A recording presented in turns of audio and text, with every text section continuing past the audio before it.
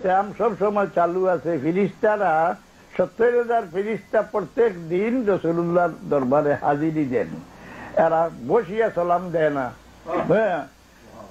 লেখছেন যে জানখা দাঁড়িয়ে ওনার দাঁড়াইয়া থাকিয়া ফজর পর্যন্ত এই 70,000-এর ডিউটি শেষ হয়, তারা সালাতে সালাম রাসূলুল্লাহর কাছে ভেজে।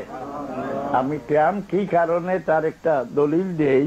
আল্লামা কাসতালানী বুখারী শরীফের সরা যিনি লিখতেন, রাসূলুল্লাহর যে মন বিগলা হইলে এই সমস্ত দেখতেই আপনারা পরীক্ষা করে নেন যে রাসূলুল্লাহর তারিফ আপনি করলে যে ব্যক্তির চেহারার মাঝে একটা উজ্জ্বলতা আসবে, খুশির ভাব আসবে, আপনি বুঝেন যে এর ভিতরে ঈমান আছে। আর যার চেহারাটা মলিন হয়ে যাবে আপনি বুঝেন যে এর ভিতরে মুনাফিকের বেমার আছে। না, রাসূলুল্লাহর তারিফ শুনলে লন্ডন একজন আলিম আসলা, পাকিস্তানি আলিমের মধ্যে সবচেয়ে বড়, উনি মৌলানা আব্দুল ওয়াহাব সাহেব।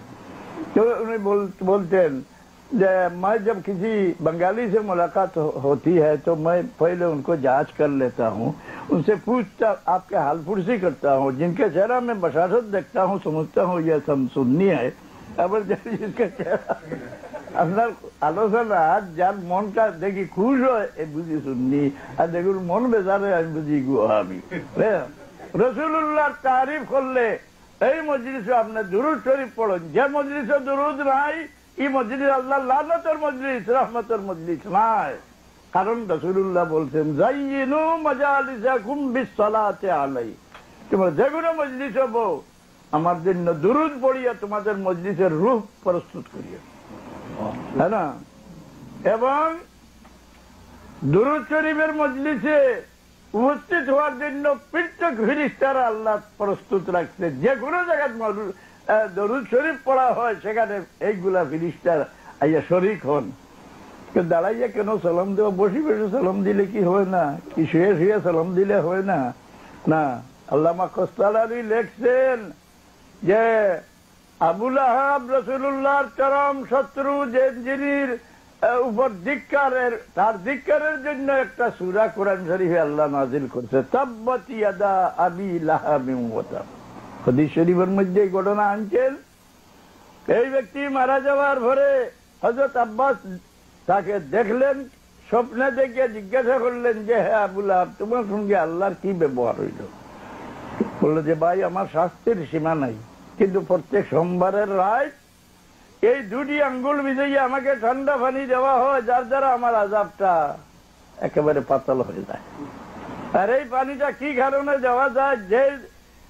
যেদিন আমার বাতিজা মুহাম্মদুর রাসূলুল্লাহ জন্ম নিয়েছিলেন, উনার জন্মের সংবাদ আমার বান্দি সুহাইবি আমার কাছে পৌঁছেছিল, এতে আমার মনে খুশি আসছিল।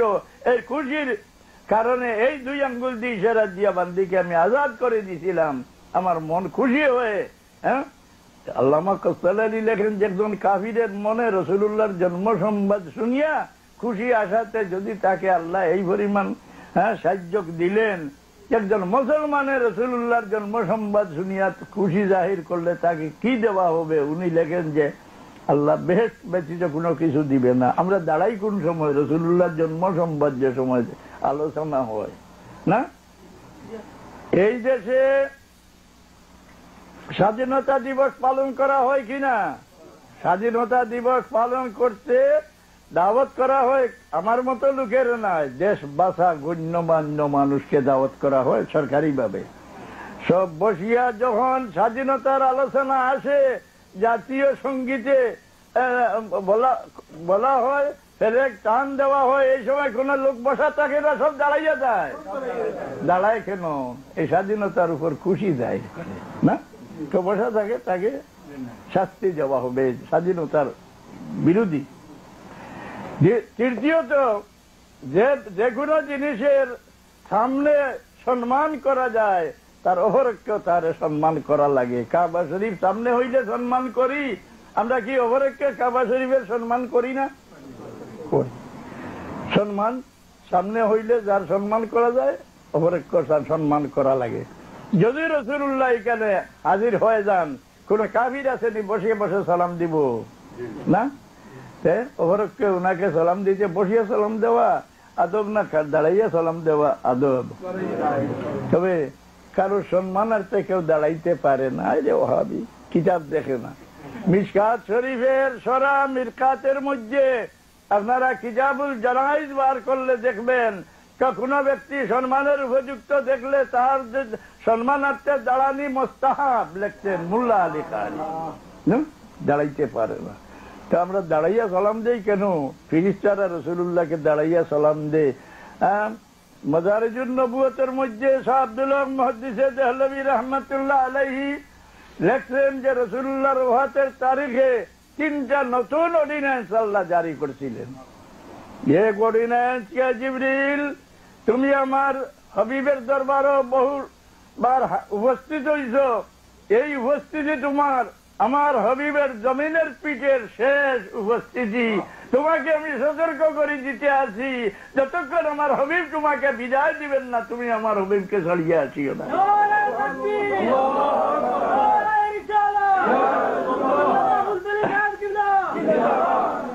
2 নম্বরের অর্ডিন্যান্স যে হে মালিকুল মউত, তুমি যে কোনো ব্যক্তিকে যে কোনো অবস্থায় পাইলে কোন দ্বিধাবোধ না করে তার রূহটা কবজ করে নেও। আজকে তোমাকে আমি সতর্ক করে দিতে আছি, আমার হাবিবের রূহ মোবারক কবজ করতে যাইতে আসো, তুমি সতর্ক থাকিও, আমার হাবিবের অনুমতি না লওয়া পর্যন্ত দরজার ভিতরে পাও ঢুকাইও না। দরজায় দাঁড়াইয়া ডাকে না আসলে বলতে মোহাম্মদ সাল্লাল্লাহু আলাইহি ওয়াসাল্লাম আমাকে অনুমতি দেও, ভিতরে আসি। হ্যাঁ, এই সময় রাসূলুল্লাহর জবান মোবারক খুলি গেল। রাসূলুল্লাহ বললেন যে গো মা ফাতেমা, দেখো দরজার থেকে দাঁড়াইয়া আছে। উনি ফাঁকে দিয়ে দেখিয়ে আইয়া বললেন কে ইয়া রাসূলুল্লাহ, একজন গাওয়ালি ব্যক্তি অনুমতি চাইতে আছে। রাসূলুল্লাহ সাল্লাল্লাহু আলাইহি সাল্লাম এই সংবাদ শুনিয়া দ্বারে চোখের পানি ভাসাই দেন এবং বলেন, মাগো ফাতেমা, এই গাওয়ালি ব্যক্তি না, এই ব্যক্তি তোমার বাবাকে, তোমাকে এতিম বানাইয়া তোমার বাবাকে নেওয়ার জন্য আনছেন, উনি মালিকুল মউত, উনাকে তুমি অনুমতি দিয়া দেও।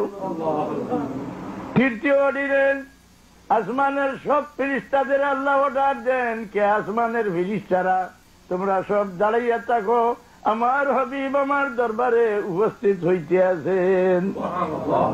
মাদারিজুন নবুয়ত দেখছো এইটা, দাঁড়াইয়া থাকো।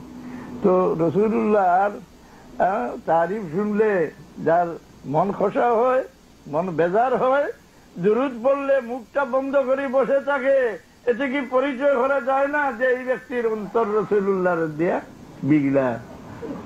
বরং কোরআন শরীফের আয়াতে আল্লাহ বলছে, আমি শরীরে দে না যে নতুন যত জামাত, এই সমস্ত জামাত ত্যাগ করা আমাদের দরকার। আল্লাহ উনার কোরআন শরীফে বলছেন, ওমান ইউশাকিকির রাসূলা মিন বা'দি মা তাবায়্যানা লাহুল হুদা ওয়া ইয়াত্তাবি গায়রা সাবিলিল মুমিনিন নুওয়াল্লিহি মা তাওয়াল্লা ওয়া নুসলিহি জাহান্নাম ওয়া সাআত মাসীরা।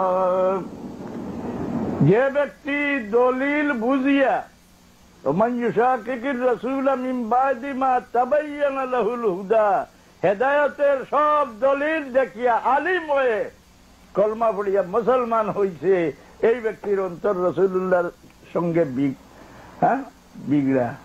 তারপর পরিচয় কি? ওয়ায়াত্তাবি গায়রা সাবিলিল মুমিনিন, আগের মুমিনদের পথ ছাড়িয়া নতুন পথ ধরবে, নতুন জামাত গঠন করবে, নতুন সংগঠন করবে। এই পরিচয় যে আল্লাহ নবীর সঙ্গে উনার মন বিগড়া। কি আগের মুসলমানের লেজে ধরা থাকবো বলে? হ্যাঁ, তাআমুলিন নাসি হুজ্জাতুন ইয়াজিবুল আমালু বিহা, মুসলমানরা যেটা আমল করিয়া আসতেছে সেইটা আমাদের জন্য দলিল, সেইটার উপর আমল করা আমাদের জন্য ওয়াজিব। উসুলের কিতাবের এবার নতুন যে কোনো পথ বাইর হয়, আমি নতুন জমাতে যাই না, কারণ শেষ পর্যন্ত পরীক্ষা করলে দেখা যায় তাদের অন্তর আল্লাহ নবীর সঙ্গে মিলে না, তাদের অন্তরে আল্লাহ নবীর নিয়ে বিরোধ আছে, আল্লাহ নবীকে ভালোবাসে না। এর থেকে সরিয়ে থাকা দরকার নাকি?